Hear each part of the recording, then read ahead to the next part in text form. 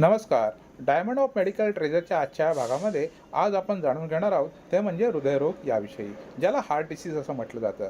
हृदयरोगाची प्रमुख लक्षणं कोणती? तर छातीमध्ये दुखणं, दम लागणं, श्वास घेताना त्रास होणं, हृदयाची अनियमित धडधड, थकवा वाटणं, बेशुद्ध होणं किंवा शरीरावरती सूज निर्माण होणं. हृदयरोगाची प्रमुख कारणे पाहिली तर त्यामध्ये उच्च रक्तदाब, मधुमेह, शरीराचे वाढलेले अतिरिक्त वजन, ताणतणाव, अति प्रमाणात धूम्रपान करणे, सुस्त जीवनशैली, अस्वस्थकर आहार घेणं, वाढलेले कोलेस्ट्रॉल, हृदयाचा आघात, हृदयाच्या स्नायूंना जखमा होणं या प्रकारची त्याची प्रमुख कारणं आहेत.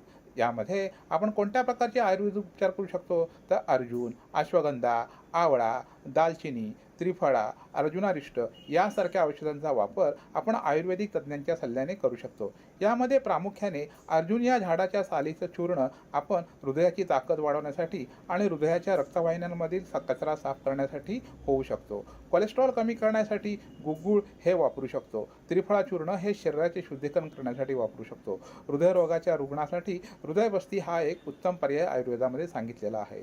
दैनंदिन आहार विहारामध्ये काय करायचं आहे? तर तेलकट, तिखट, आंबट पदार्थ खाऊ नये. आहारामध्ये प्रथिनयुक्त पदार्थ खाल्ले पाहिजेत. म्हणजेच मसूर, हरभरा, भोपळा, पालेभाज्या, बदाम, अक्रोड यांचा समावेश करावा. आहारामध्ये हिरव्या पालेभाज्या, लसूण, लिंबू, ऑलिव्ह ऑइल यांचा समावेश करा.